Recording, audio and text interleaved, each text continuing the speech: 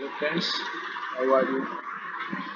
We are reading BNS भारतीय न्याय संहिता 2023. In previous video I covered up to section 3. Chapter 1 हमारा complete हो चुका है. चैप्टर 1 के सेक्शन 1 to 3 तीनों को मैंने सेपरेट वीडियो बनाए थे, तो वो सारे कंप्लीट हो गए हैं. आज मैं आपको बताऊंगा चैप्टर 2. पूरा चैप्टर 2 आज ही कंप्लीट कर लेंगे हम. ऑफ पनिशमेंट के विषय में, जो कि सेक्शन 4 से 13 तक आता है. मैं इंग्लिश और हिंदी दोनों में कवर करूँगा. I will cover English and Hindi. If you like my video please subscribe my YouTube channel. तो स्टार्ट करते हैं चैप्टर 2 ऑफ पनिशमेंट्स. ये सेक्शन 4 से 13 तक आता है, from section 4 to 13. Let's start.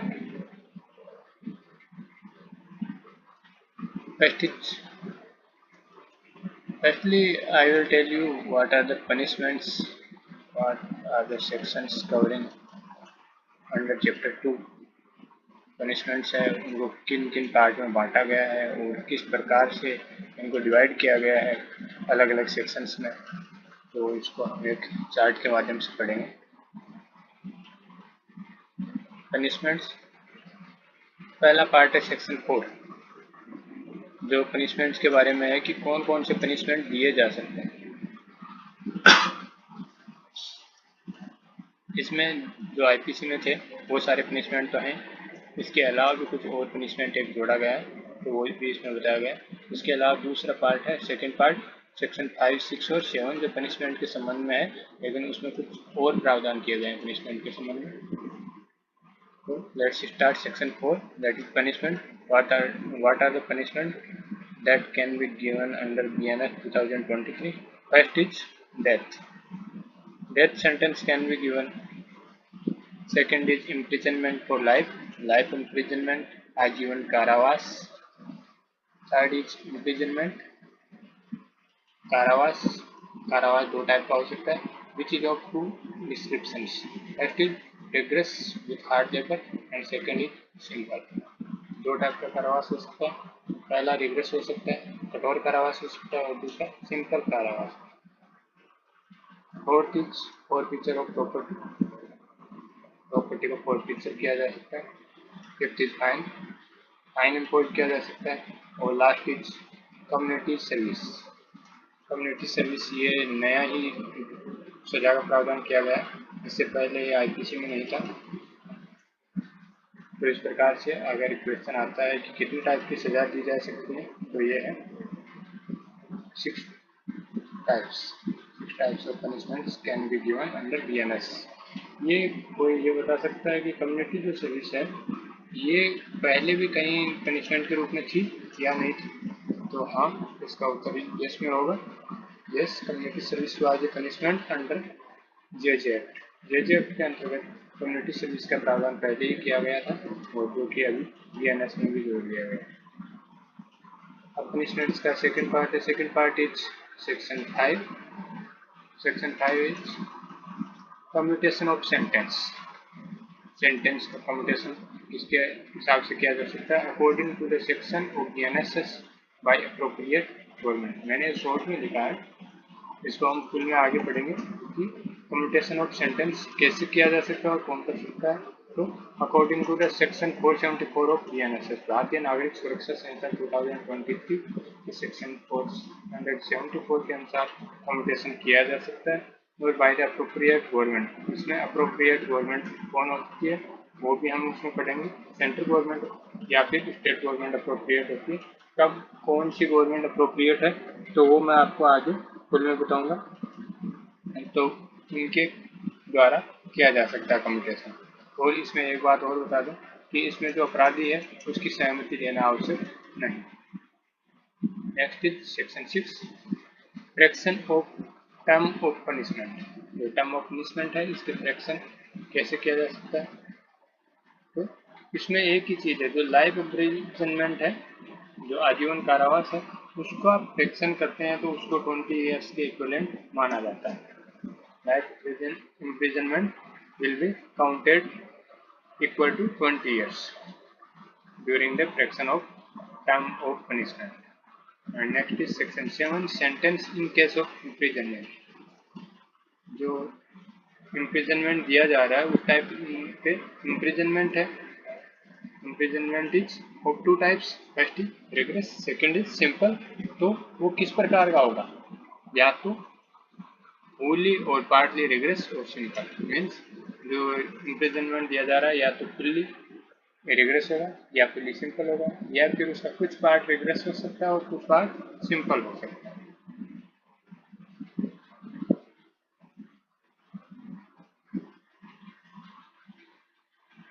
अब नेक्स्ट है सेक्शन 8 के बारे में मैं बाद में बताऊंगा। पहले हम सेक्शन 9 एंड 10 कवर करते हैं। सेवरल ऑफेंसेस 9 और 10 क्या है, सेवरल ऑफेंसेस के रिगार्डिंग है। इसमें मतलब एक नहीं है, एक से ज़्यादा अपराध है। तो 9 क्या है, लिमिट ऑफ पनिशमेंट, जब सेवरल ऑफेंस किए गए हो तो लिमिट ऑफ पनिशमेंट क्या है। और 10th क्या है, punishment of person guilty of several offences and it is doubtful. जब कोई व्यक्ति है जो कि गिल्टी है सेवरल ऑफेंसेज का, लेकिन ये डाउटफुल है कि वो कौन से ऑफेंस का गिल्टी है, तो इस कंडीशन में। तो दो पार्ट हो गए।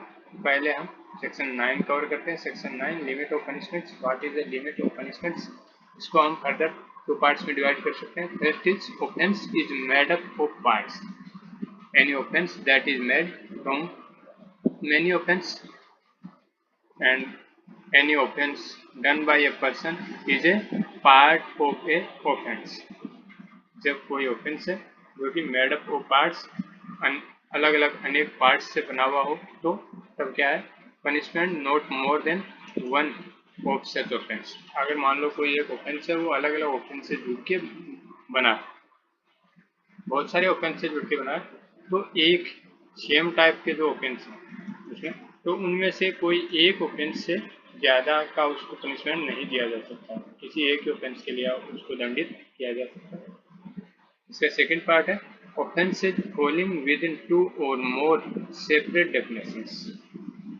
सेकंड पार्ट है कि कोई ऐसा ऑफेंस है जो कि दो या दो से अधिक सेपरेट डेफिनेशन के अंदर में अगर वो ऑफेंस फॉल कर रहा है, या फिर दूसरा है कि several acts of which one or more than one would by itself or themselves constitute an offense, constitute when combined a different offense।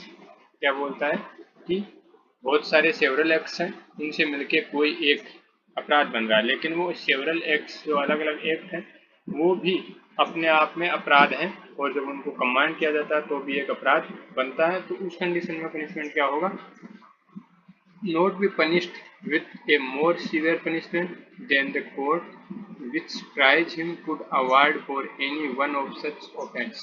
यानी कि इनमें से जो भी कोई एक ऑफेंस है उसके लिए सजा दी जाएगी, उससे अधिक सजा, जो मैक्सिमम सजा है उसकी, उससे ज़्यादा सजा नहीं दी जा सकती है।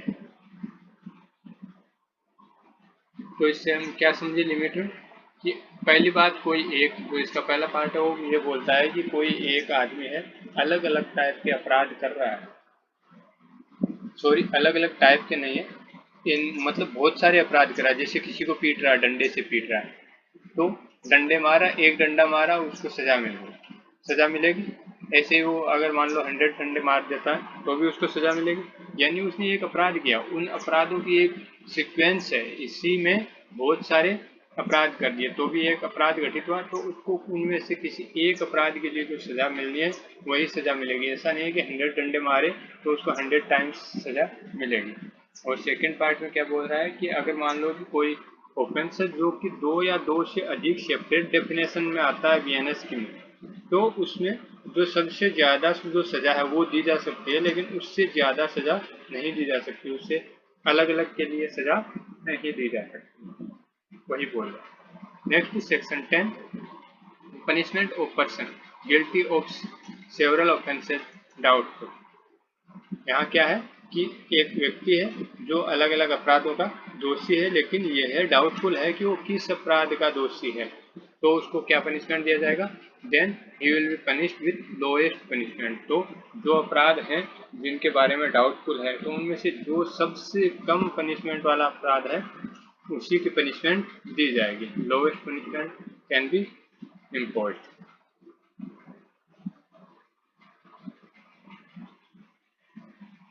Next two sections are related to solitary confinement. solitary confinement के दो सेक्शन हैं। First is section 11 solitary confinement और section 12 is limit for solitary confinement। तो क्या है, पहला solitary confinement कितना दिया जा सकता है, कैसे दिया जा सकता है, वो बताया गया सेक्शन 11 में, और 12 में बताया गया है कि उसकी लिमिट क्या हो सकती है। तो टर्म्स ऑफ इम्प्रिजनमेंट, जब कोई सजा दी जाती है तो उसी के साथ सोलिटरी कन्फाइनमेंट दिया जा सकता है।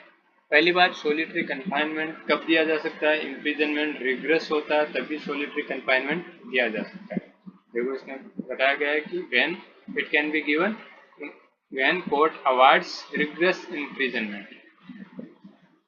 अब कितना सोलिटरी कन्फाइनमेंट दिया जा सकता है, कब, तो इम्प्रिजनमेंट के हिसाब से when the imprisonment is up to 6 months then not exceeding 1 month। अगर imprisonment जो RI दिया गया है, रिग्रेस imprisonment है, वो 6 months तक का है मैक्सिमम, तो solitary confinement है वो 1 महीने का हो सकता है। अगर imprisonment है वो up to 1 year है तो solitary confinement है वो 2 months का हो सकता है। और अगर 1 ईयर से ज़्यादा है इम्प्रिजनमेंट तो नॉट एक्सीडिंग 3 मंथ्स, 3 महीने तक का सोलिटरी कन्फाइनमेंट हो सकता है। तो हमने क्या देखा कि 6 मंथ्स तक है तो 1 मंथ दिया जा सकता है, 1 ईयर तक है तो 2 मंथ, और 1 ईयर से ऊपर चाहे कितना ही हो 3 मंथ्स तक दिया जा सकता है। It means solitary confinement can be given maximum limit 3 months. ये मैंने नीचे भी मेंशन किया है इसको स्पेशली कि solitary confinement not exceeds 3 months in whole, मतलब टोटली सोलिटरी कन्फाइनमेंट है वो 3 साल से ज़्यादा नहीं हो सकता टोटल पनिशमेंट की अवधि के भीतर। अब है section 12 limit of solitary confinement. तो क्या लिमिट है, it shall not exceed 14 days at a time with 14 days interval. Means solitary confinement है वो एक साथ 14 डेज से ज़्यादा किसी भी कंडीशन में नहीं दिया जा सकता है, और जब एक बार 14 डेज दे दिया तो उसके बाद में 14 डेज का इंटरवल भी होना जरूरी है। सेकेंड है कि 7 days at a time with 7 days interval if imprisonment is more than 3 months।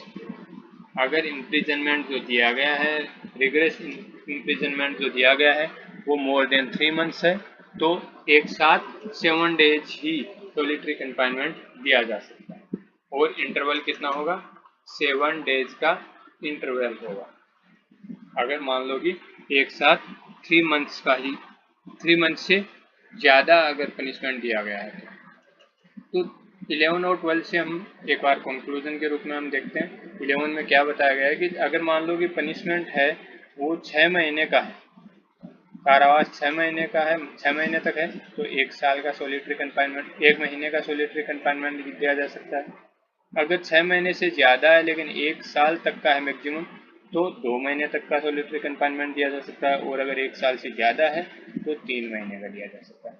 अब जो 1 महीना, 2 महीना, 3 महीने का दिया जा सकता है तो क्या वो एक साथ दिया जा सकता है, तो आंसर होगा नहीं। मैक्सिमम 14 डेज का सोलिटरी कन्फाइनमेंट एक साथ दिया जा सकता है, और 14 डेज होते ही उसको कम से कम 14 डेज का इंटरवल भी प्राप्त हो।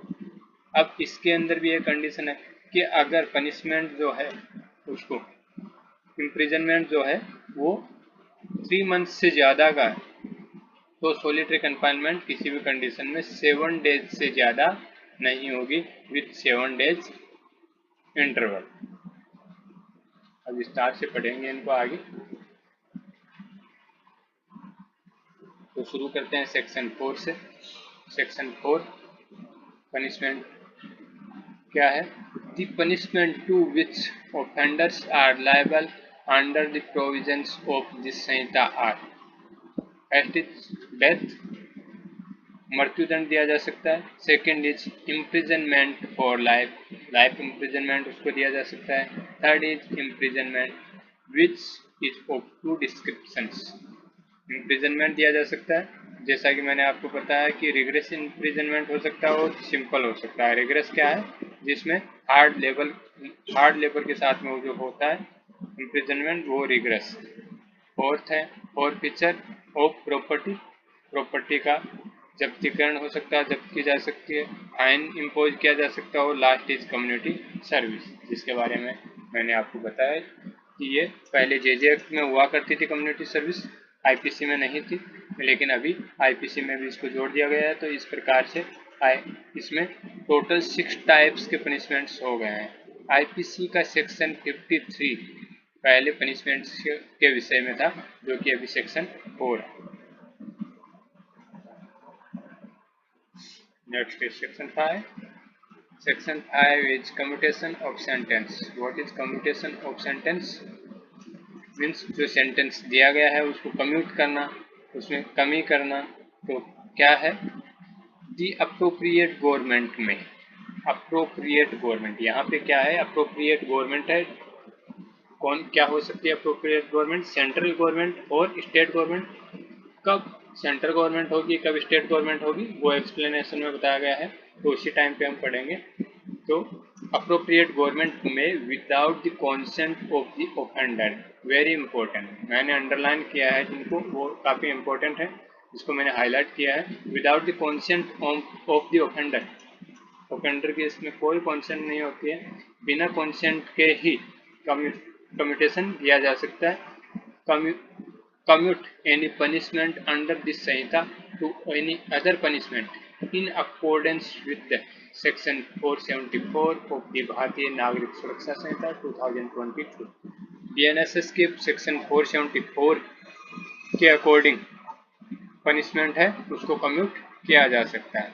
ये पहले आईपीसी के सेक्शन 54 और 55 में कवर किया गया था, और अभी सेक्शन 5 ऑफ बीएनएस में बताया गया है। एक्सप्लेनेशन दिया गया है यहाँ पे, तो एक्सप्लेनेशन देखते हैं। For the purpose of this section the expression appropriate government means, appropriate government हमने पढ़ा, तो अप्रोप्रिएट गवर्नमेंट का यहाँ पे क्या मतलब है?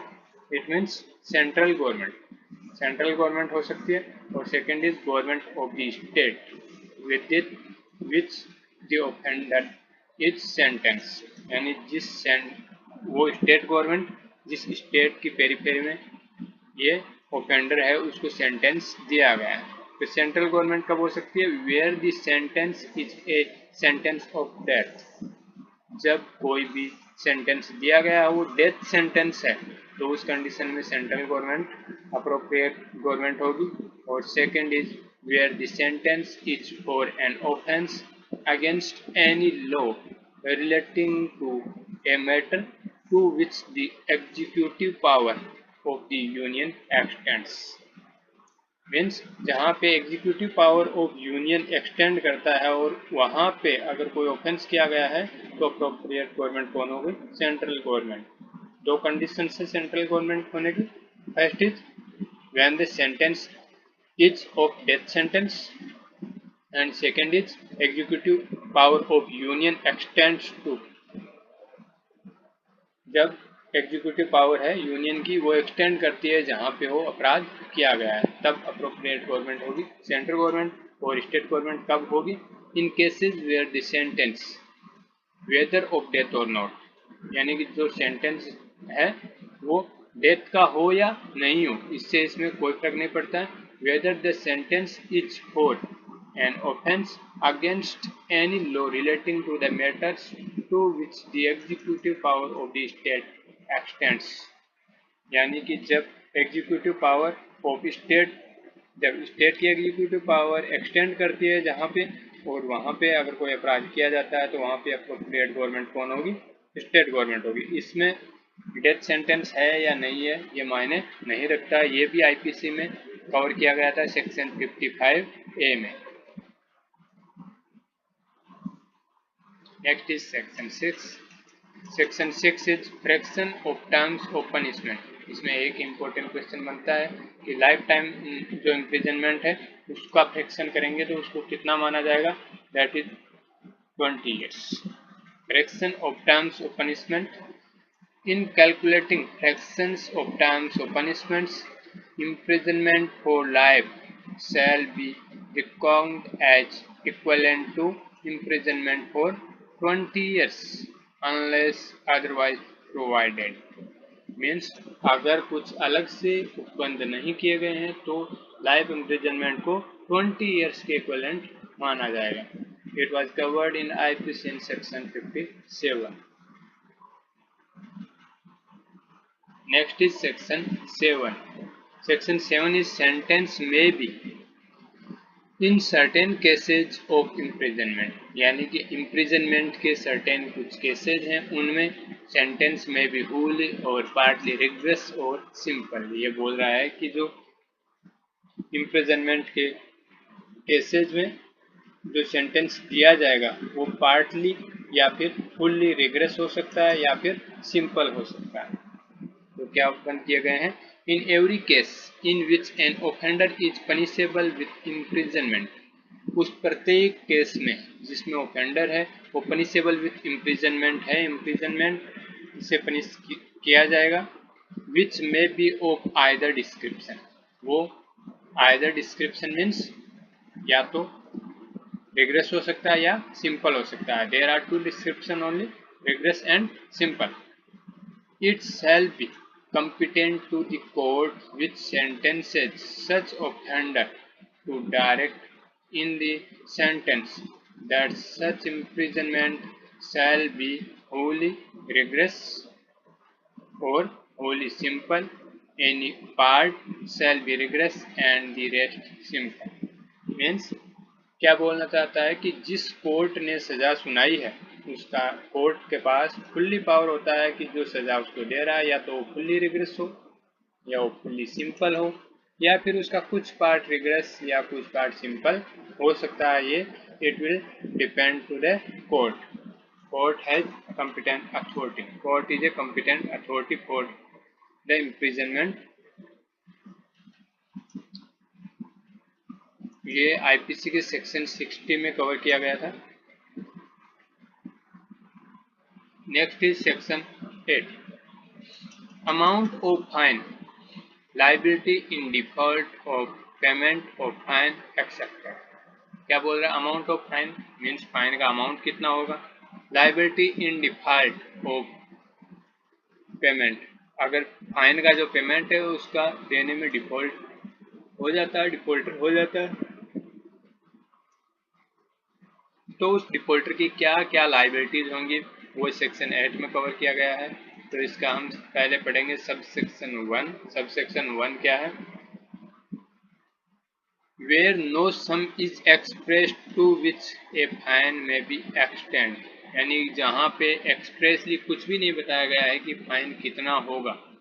The amount of fine to which the offender is liable is unlimited but shall not be excessive, यानी कि जहाँ पे फाइन कितना होगा उसकी कोई लिमिट नहीं बताई गई है, वहाँ पे वो अनलिमिटेड हो सकता है लेकिन वो एक्सेसिव नहीं होगा. यह आईपीसी के सेक्शन 63 में कवर किया गया था. नेक्स्ट है subsection 2. Means in every case of an offence, जो ऑफेंस का प्रत्येक केस है उसमें punishable with imprisonment as well as fine, यानी कि जो पनिशमेंट ऑफेंस है उसके प्रत्येक केस में अगर वो पनिशेबल विथ इम्प्रिजनमेंट यानी इम्प्रिजनमेंट के साथ साथ फाइन से भी अगर वो दंडनीय है, in which the offender is sentence to a fine, और उसमें अगर जो ऑफेंडर है उसको केवल फाइन से दंडित किया गया है, वेदर विथ और विदाउट इम्प्रिजनमेंट, उसको फाइन से दंडित किया गया है वो चाहे इम्प्रिजनमेंट के साथ हो या बिना इम्प्रिजनमेंट के हो, तो उस केस में. और second is punishable with imprisonment और फाइन. पहला क्या था? Imprisonment as well as fine, means imprisonment था उसके साथ साथ में फाइन भी था, हो सकता था. या फिर दूसरा है कि पनिशेबल विथ इम्प्रिजनमेंट, या तो इम्प्रिजनमेंट से और फाइन, या फिर फाइन से अगर दंडनीय है और with fine only, in which the offender is sentence to a fine. इसमें अगर ऑफेंडर है वो एक फाइन से दंडित किया जाता है, it shall be competent to the court which sentences such offender to direct by the sentence that in default of payment of the fine. Means जो कोर्ट है ये सजा सुना रहा है वो कॉम्पिटेंट अथॉरिटी है किसके लिए, the offender shall suffer imprisonment for a certain term, यानी कि जो ऑफेंडर है वो एक सर्टेन टर्म के लिए इम्प्रिजनमेंट से सफर करेगा, उसको इम्प्रिजनमेंट दिया जाएगा, in which imprisonment shall be in excess of any other imprisonment to which he may have been sentenced.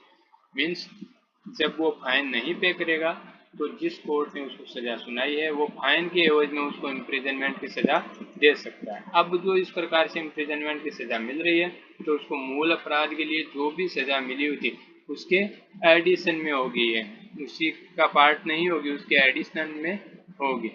Shell be in excess of any other imprisonment, जो कोई दूसरा इम्प्रिजनमेंट दिया गया है उसके एडिशन में होगी, to which he may have been sentenced or to which he may be liable under a commutation of a sentence, या तो उसके लिए जो सजा दी गई है उसके लिए, या फिर कम्यूटेशन के बाद में उसको जो सजा बची है उसके ये क्या होगा, एडिशन में होगा, या आईपीसी के सेक्शन 64 में कवर किया गया था। Next is subsection 3।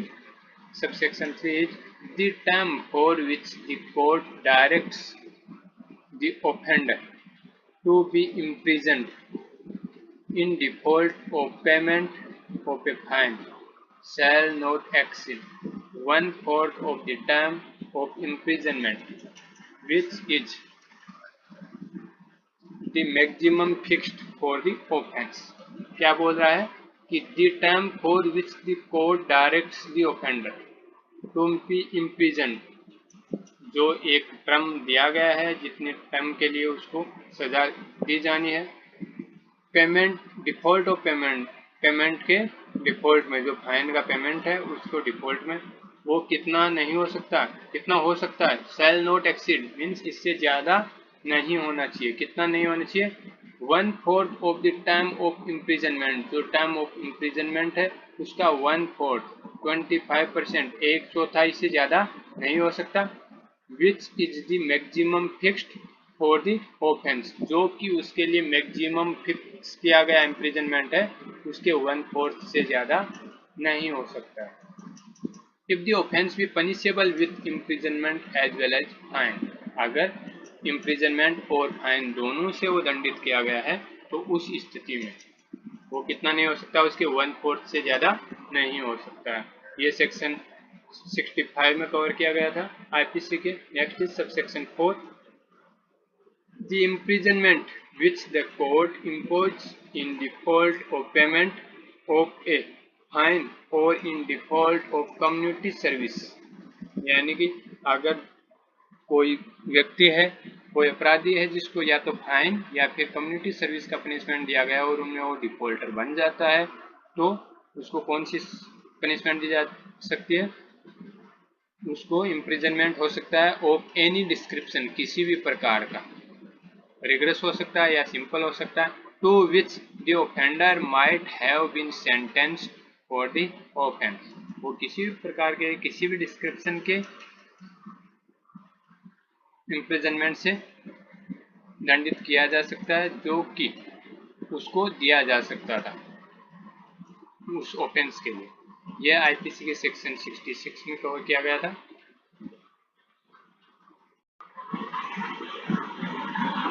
नेक्स्ट है subsection 5, if the offence is punishable with fine और कम्युनिटी सर्विस, अगर जो ऑफेंस है वो पनिशेबल है किससे, फाइन या फिर कम्युनिटी सर्विस से, the imprisonment which the court impose in default of the payment of the fine और in default of community service shall be simple, यानी अगर जो ऑफेंस है वो केवल फाइन से या फिर कम्युनिटी सर्विस से दंडनीय है तो क्या होगा, इनके डिफॉल्ट में जो इम्प्रिजनमेंट होगा वो ओनली सिंपल टाइप हो सकता है, रिग्रेस नहीं हो सकता। And the term for which the court directs the offender to be imprisoned in default of payment of the fine or in default of community service shall not exceed। Means इसकी एक time है कि इतनी time limit है, इतने time limit के लिए वो इम्प्रिजनमेंट दिया जा सकता है, इतने टाइम लिमिट का हो सकता है, इतने दिनों का हो सकता है। ये एक इसका टेबल बनाया गया है। तो क्या है इसमें, अगर मान लो फाइन है वो अप टू 5000 है, 5000 रुपये तक का फाइन है ओनली, तो 2 महीने तक का इम्प्रिजनमेंट हो सकता है। अगर 5000 से ज़्यादा लेकिन 10,000 तक का है तो 4 महीने तक का इम्प्रिजनमेंट हो सकता है, और अगर मोर देन 10,000 है तो 1 साल तक का इम्प्रिजनमेंट हो सकता है। जो इम्प्रिजनमेंट के साथ में फाइन दिया हुआ उसमें तो अलग क्राइटेरिया है, जो इम्प्रिजनमेंट है उसका कितना हो सकता है, 1/4 हो सकता है, जो भी क्राइटेरिया दिया गया है उसको हम फॉलो करेंगे। लेकिन अगर मान लो इम्प्रिजनमेंट है ही नहीं, प्रावधान ही नहीं है, फाइन या फिर ओनली कम्युनिटी सर्विस है, तो उस स्थिति में इम्प्रिजनमेंट क्या होगा, तो उस स्थिति में इम्प्रिजनमेंट सिंपल होगा पहली बात। और अगर फाइन 5000 रुपये तक का है तो 2 महीने इम्प्रिजनमेंट, अगर 10,000 रुपये तक का है तो 4 महीने, और अगर मोर देन 10,000 है तो 1 साल तक का इम्प्रिजनमेंट हो सकता है। ये आईपीसी के सेक्शन 66 और 67 में कवर किया गया है। नेक्स्ट है सबसेक्शन 6। सेक्शन 8 का सबसेक्शन 6 क्या बोलता है कि the imprisonment which is imposed in default of payment of a fine shall terminate whenever that fine is either paid or levied by process of law। यानी कि जो इम्प्रिजनमेंट दिया गया है इन default of payment of fine, fine का जो payment है उसको करने में अगर डिफॉल्टर बन जाता है व्यक्ति, उसके ऊपर जो इम्प्रिजनमेंट इम्पोज किया गया वो कब टर्मिनेट हो जाएगा। पहली कंडीशन, अगर वो पेड हो जाता है, अगर वो पे कर दिया जाता है, या फिर levied by the process of law, या फिर कानून की किसी प्रक्रिया के द्वारा उसको लेवी कर दिया जाता है, तो वो टर्मिनेट हो जाएगी इम्प्रिजनमेंट। सेकंड क्या बोल रहा है कि if before the expiration of the term of imprisonment fixed in default of payment such a proportion of the fine be paid or levied that the term of imprisonment suffered in default of payment is not less than proportional to the part of the fine shall unpaid, the imprisonment shall terminate। Means क्या कहना चाहता है कि अगर मान लो उसको imprisonment दे दिया गया है और वो इम्प्रिजनमेंट की सज़ा काट रहा है, जेल में है, अब वो फाइन जो इम्पोज किया गया है वो पूरा मान लो चुका देता है, तो तुरंत उसको छोड़ दिया जाएगा। अगर मान लो वो पूरा न चुका के कुछ उसका अनुपात, कुछ अनुपात में कुछ हिस्सा उसका चुकाता है, तो जितना हिस्सा उसने चुका दिया उतना, जो हिस्सा उसने चुका दिया उसके बाद जितना पार्ट उसका शेष बच गया है उसके प्रोपोर्शन में उसको इम्प्रिजनमेंट काटने के बाद उसे छोड़ दिया जाएगा। मतलब जितना हिस्सा उसने नहीं दिया उतना इम्प्रिजनमेंट उससे सजा काटा जाएगा, जेल में रहेगा उतने दिन, और उसके बाद में उसको छोड़ दिया जाएगा। जैसे ही उसका चुकाया हुआ हिस्सा का पार्ट आता है तो उसको जेल से रिहा कर दिया जाएगा। ये आईपीसी के सेक्शन 68 और 69 में कवर किया गया है। इसमें इलस्ट्रेशन दिया गया है ये समझने के लिए कि किस प्रकार से उसको कितना हिस्सा चुकाया है तो कैसे छोड़ा जाएगा। क्या है, A is sentence to a fine of 1000 rupees. A है, कोई व्यक्ति है, उसको 1000 रुपये का फाइन लगाया गया है, and to 4 months imprisonment in default of payment, और वो 1000 रुपये नहीं देता है तो इसके एवज में उसको 4 महीने का इम्प्रिजनमेंट दिया गया है। Here if 750 rupees of the fine be paid or levied before the expiration of 1 month of the imprisonment, यानी उसको अभी इम्प्रिजनमेंट को 1 महीना हुआ नहीं है, उससे पहले वो 750 रुपीज चुका देता, means 3/4 part of the total amount, 3/4 भाग यानी 75% वो अमाउंट चुका देता है, तो इसका मतलब क्या हुआ कि 75% चुका दिया और 25% बचा। अब इम्प्रिजनमेंट का 25% हिस्सा जैसे ही उसका खत्म हो जाएगा तो उसको छोड़ दिया जाएगा। तो यही इसमें बताया गया है, A will be discharge as soon as the first month has expired. तो ए है उसको तुरंत से छोड़ दिया जाएगा। कब छोड़ दिया जाएगा? जब वो first month has been expired, जैसे उसका पहला महीना खत्म होता है इम्प्रिजनमेंट का, उसको छोड़ दिया जाएगा। क्यों? क्योंकि 25% वो भोग चुका होगा, तो उसके बाद उसको छोड़ देंगे। If 750 rupees be paid or levied at the time of the expiration of the first month or at any later time while A continues in imprisonment, A will be immediately discharged।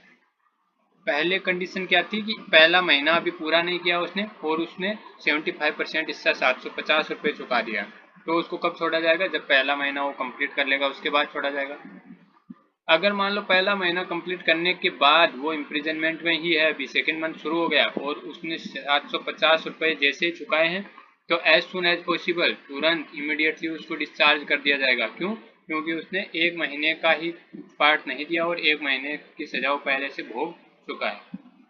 If 500 rupees of the fine be paid or levied before the expiration of 2 months of the imprisonment, A will be discharged as soon as 2 months are completed। अगर मान लो 750 की जगह 500 रुपये चुका देता है, कब चुकाता है? 2 महीना पूरा होने से पहले। 4 महीने का टोटल है 500 रुपये, 1000 में से 500 चुकाया मतलब आधा चुका दिया। इसका मतलब उसको आधा इम्प्रिजनमेंट होगा, 4 की बजाय 2 महीने का होगा। अब 2 महीने कंप्लीट होने से पहले उसने चुका दिया है, तो जैसे ही 2 महीने कंप्लीट होंगे उसको छोड़ दिया जाएगा, क्योंकि उसको आधा नहीं चुकाया है तो आधे का तो सजा मिलेगा। If 500 rupees be paid or levied at the time of the expiration of those 2 months or at any later time while it continues in imprisonment, A will be immediately discharged। अगर मान लो वो क्या करता है, 2 महीने कंप्लीट होने के बाद में 500 रुपीज देता है, तो उसको इमीडिएटली छोड़ दिया जाएगा। कभी भी जब जिस दिन 2 महीने कंप्लीट हो गए उसके बाद में कभी भी अगर वो 500 रुपीज दे देता है तो उसको सेम डे डिस्चार्ज कर दिया जाएगा। ये इसमें बताया गया है कि जिस अनुपात में वो काट देता है उस और जिस अनुपात में पेमेंट कर दिया गया, तो जिस अनुपात का पेमेंट नहीं हुआ उतना ही उससे इम्प्रिजनमेंट मिलेगा, उससे ज़्यादा नहीं। Next is subsection 7, the fine और any part thereof which remains unpaid may be levied.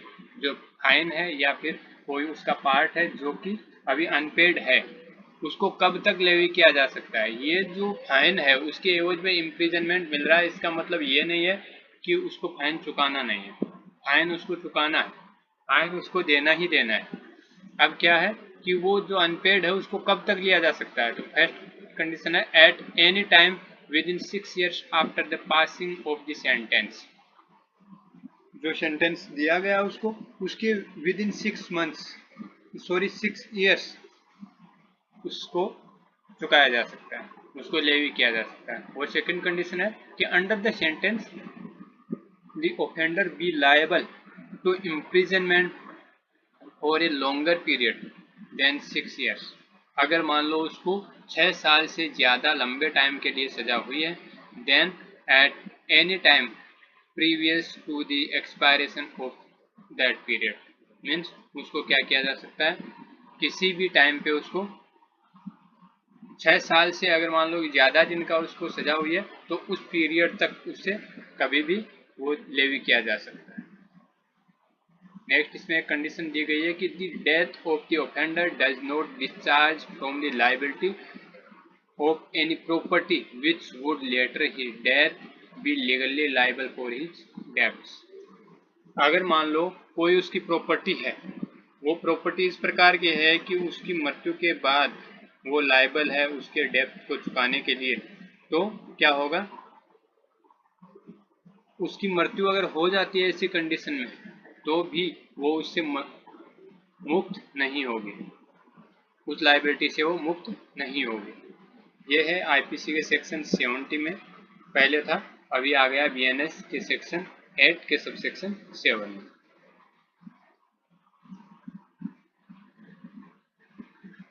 इस प्रकार से हमारा सेक्शन 8 कंप्लीट हो गया। Next is section 9, limits of punishment of offence made up of several offences. Means अगर कोई एक ऑफेंस है जो कि बहुत सारे ऑफेंसेज से मिलके बना हुआ है तो उसमें पनिशमेंट की लिमिट क्या होगी। Sub section 1 is wear anything which is an offence is made up of parts, यानी कि कोई एक ऐसा ऑफेंस जो कि पार्ट्स से बना हुआ है ऑफेंसेज के, any of which part is itself an offence, उनमें से जो पार्ट हैं वो भी ऑफेंस है, अपने आप में ऑफेंस है। The offender shell not B punished with the punishment of more than one of such his offences unless it be so expressly provided, यानी कि जब तक स्पेशली ये प्रोवाइड नहीं किया गया है तब तक जो अगर कोई ऑफेंस है वो अलग अलग पार्ट्स ऑफ ऑफेंस से बना हुआ है, अलग अलग ऑफेंसेज से मिलके एक ऑफेंस बनाया, तो उन सब के लिए उनको नहीं किया जाएगा, उसमें से किसी एक ऑफेंस के लिए उसको दंडित किया जाएगा जब तक कि एक्सप्रेसली इसका प्रोविजन नहीं किया गया। Second, where anything as is an offense falling within two or more separate definitions of any law in the force for the time being by which offenses are defined or punished, यानी कि कोई ऐसा offence है जो कि दो या दो से अधिक सेपरेट डेफिनेशंस में आता है, किसके अंतर्गत, जिस लॉ के अंतर्गत पनिशमेंट की व्यवस्था की गई है उसमें दो या दो से अधिक ऑफेंसेज की डेफिनेशन में आता है, या फिर सेवरल एक्ट्स, बहुत सारे एक्ट हैं, of which one or more than one would by itself और देमसेल्व्स कंस्टिट्यूट एन ऑफेंस, उनमें से एक या उससे ज्यादा अगर एक ऑफेंस कंस्टिट्यूट करते हैं, constitute when combined a different offence, जब उनको कंबाइन किया जाता है तो वो एक अलग ही ऑफेंस बनाते हैं। The offender shell not be punished with A more severe punishment then the court which tries him could award for any one of such offense। अगर मान लो इस प्रकार के ऑफेंस हैं, कोई ऑफेंस है वो बहुत सारे एक्ट से मिलके बना और उनमें से एक या उससे अधिक एक्ट हैं वो अपने आप में भी अपराध है और वो मिलके भी अपराध बना रहे हैं, तो उसको उस अपराध से, उस पनिशमेंट से ज़्यादा सीवियर पनिशमेंट नहीं दिया जा सकता जिनके लिए वो कोर्ट ट्राई कर रहा है और वो दे सकता है उनमें से किसी एक के लिए। ये आईपीसी के सेक्शन 71 में बताया गया था। इलस्ट्रेशन है इसका सेक्शन 9 का, क्या है, A give Z 50 strokes with a stick. A है वो जेड पे 50 स्ट्रोक्स मारता है स्टिक से, यानी 50 डंडे मारता है। Here A may have committed the offense of voluntarily causing hurt to Z by the whole beating। Means यहाँ पे उसने क्या किया है, voluntarily causing hurt का अपराध किया, उसने 50 डंडे मारे, and also by each of the blows which make up the whole beating। उसने क्या किया, 50 डंडे मारे, एक डंडा है वो भी ऑफेंस है, और 50 मारे हैं तो 50 ऑफेंस हैं, वो सारे ऑफेंस हैं।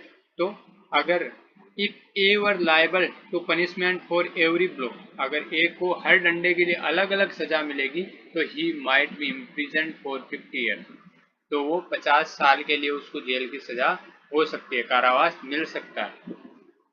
1 फॉर ईच ब्लो, एक डंडे के लिए 1 साल, तो 50 डंडे मारे तो 50 साल हो जाएगा। But he is liable only to 1 punishment for the whole beating, लेकिन क्या है, वो ए है वो पूरी जितने 50 डंडे मारे हैं, इसका मतलब उसने 50 डंडों से मिलके एक ऑफेंस बनाया, तो उसी एक ऑफेंस के लिए वो एक पनिशमेंट के लिए लाइबल होगा, नहीं कि 50 ऑफेंस को अलग अलग रख के, 50 डंडों को अलग अलग रख के उसके लिए उत्तरदायी होगा। नेक्स्ट है second illustration, but if while a is beating Z, लेकिन जब ए है वो जेड को पीट रहा था, वाई इंटरफेयर्स, वाई क्या करता है, इंटरफेयर करता है, उसमें बीच में आता है, and A intentionally strikes Y, A क्या करता है, इंटेंशनली जानबूझ के वाई को भी चोट पहुंचाता है। Here as the blow given to Y is no part of the act, the whereby a voluntarily causes hurt to Z, A is liable to one punishment for voluntarily causing hurt to Z and to another for the blow given to Y। क्या कर रहा है, ए है वो Z को hurt कर रहा है, डंडे से पीट रहा है, उस बीच में वाई आ जाता है और इंटरफेयर करता है कि उसको नहीं मारना है, या जो भी वो इंटरफेयर करता है उसमें ए क्या करता है, इंटेंशनली उसको वाई को भी डंडे मारता है। अब यहाँ पे ऐसा नहीं बोला जाएगा कि उसको एक ही सजा मिलेगी क्योंकि उसने डंडे ही मारे, उसने जेड को जो डंडे मारे हैं उसके लिए उसको एक अलग सजा मिलेगी और जो वाई को डंडे मारे हैं उनके लिए उसको अलग सजा मिलेगी।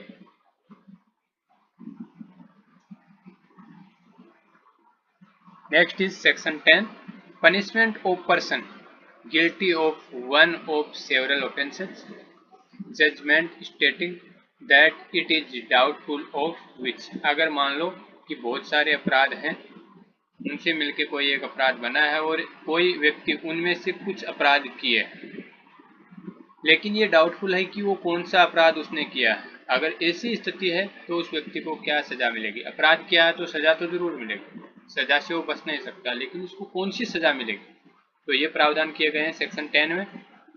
In all cases in which judgment is given that a person is guilty of one of several offences specified in the judgment, but that it is doubtful of which of these offences he is guilty, the offender shall be punished for the offence for which the lowest punishment is provided if the same punishment is not provided for all। क्या बोल रहा है, simply यही याद रखना है कि अगर मान लो कि कौन सा अपराध किया है ये डाउटफुल है, तो जो भी डाउट का बेनिफिट है वो किसको जाएगा, जो ऑफेंडर है उसको डाउट का बेनिफिट दिया जाएगा, और जिसमें सबसे कम पनिशमेंट है जिस अपराध के लिए, उस अपराध के लिए उसको दंडित किया जाएगा, क्योंकि जो भी सस्पेंस है उसका बेनिफिट उसको दिया जाएगा। इसका प्रावधान आईपीसी के सेक्शन 72 में किया गया था। नेक्स्ट है सेक्शन 11 और 12 सोलिटरी कन्फाइनमेंट के बारे में है। तो सेक्शन 11 है सोलिटरी कन्फाइनमेंट क्या है, whenever any person is convicted of an offence for which under this Sanhita the court has power to sentence him to rigorous imprisonment। Very important, solitary confinement कब दिया जा सकता है, only in case of rigorous imprisonment solitary confinement can be imposed. The court may by its sentence under that the offender shall be kept in solitary confinement for any period or portions of the imprisonment of which he is sentenced, not exceeding 3 months in the whole according to the following scale। क्या बताया गया है कि first thing is solitary confinement कब दिया जा सकता है, only in case of rigorous imprisonment, और इसके बाद में एक टेबुलर फॉर्म बनाया गया है कि उसके अकॉर्डिंग ही उसको दिया जाएगा solitary confinement, but in not in any case it can not exceed 3 months in whole. ज़्यादा से ज़्यादा 3 महीने का दिया जा सकता है, 3 महीने से ज़्यादा ये नहीं हो सकता है। अब टेबुलर फॉर्म में ये बताया गया है कि सोलिटरी कन्फाइनमेंट कितना हो सकता है और कब हो सकता है। तो अप टू 6 months हो सकता है। अगर मान लो इम्प्रिजनमेंट अप टू 6 months है तो नॉट एक्सीडिंग 1 month। अगर मान लो कि 6 महीने तक का आरआई है तो उसको मैक्सिमम 1 महीने का सोलिटरी कन्फाइनमेंट दिया जा सकता है। अगर अप टू 1 year का इम्प्रिजनमेंट है तो उसको आरआई ये सोलिटरी कन्फाइनमेंट कितना दिया जा सकता है, नॉट एक्सीडिंग 2 months, और मोर देन अगर 1 year है तो नॉट एक्सीडिंग 3 months। तो ये टेबुलर फॉर्म में है, इसको याद रखना है।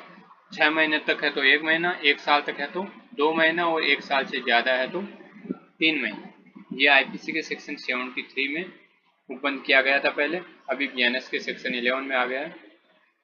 नेक्स्ट है सेक्शन 12 जो कि सेम सोलिटरी कन्फाइनमेंट के रिगार्डिंग है। इसमें लिमिट दिया गया है कि क्या लिमिटेशंस हैं इसकी सोलिटरी कन्फाइनमेंट देने की। तो in execution of a sentence of solitary confinement such confinement shall in no case exceed 14 days at a time, यानी कि किसी भी केस में 14 डेज से ज़्यादा सोलिटरी कन्फाइनमेंट नहीं हो सकता है, with interval between the period of solitary confinement of not less duration than such period, यानी कि किसी भी कंडीशन में एक साथ 14 डेज से ज़्यादा सोलिटरी कन्फाइनमेंट नहीं हो सकता है, और एक बार 14 डेज का सोलिटरी कन्फाइनमेंट दे दिया तो not less than same period, जितने पीरियड का सोलिटरी कन्फाइनमेंट दिया है उससे कम का नहीं होगा, बीच में गैप उसका जो रेस्ट होगा वो उससे कम का नहीं होगा। अगर 14 डेज का सोलिटरी कन्फाइनमेंट दिया गया है तो 14 डेज का उसको इंटरवल भी मिलेगा।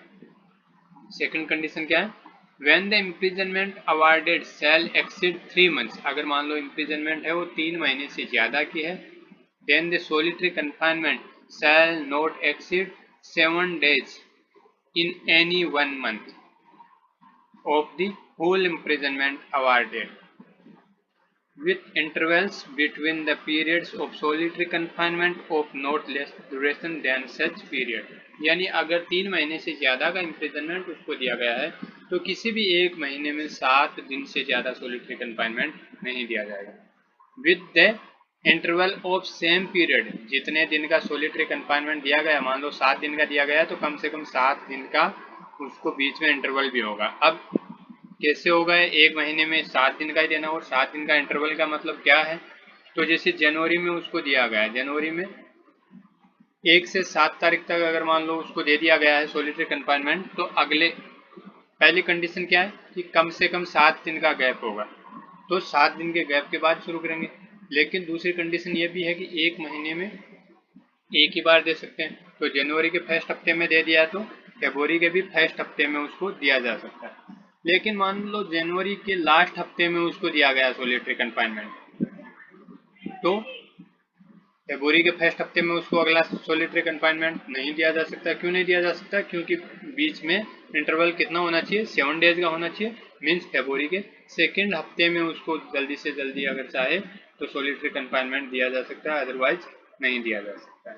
तो ये कंडीशन है कि मिनिमम 7 दिन का उसका इंटरवल होना चाहिए और एक महीने में एक ही बार 7 डेज का, टोटल एक महीने में 7 डेज का ही उसको सोलिटरी कन्फाइनमेंट दिया जा सकता है। अब ये पार्ट में भी हो सकता है, जरूरी नहीं है कि 7 दिन एक साथ हो, टोटल मिला के एक महीने में 7 डेज का सोलिटरी कन्फाइनमेंट दिया जा सकता है। और लास्ट है इसका सेक्शन 13।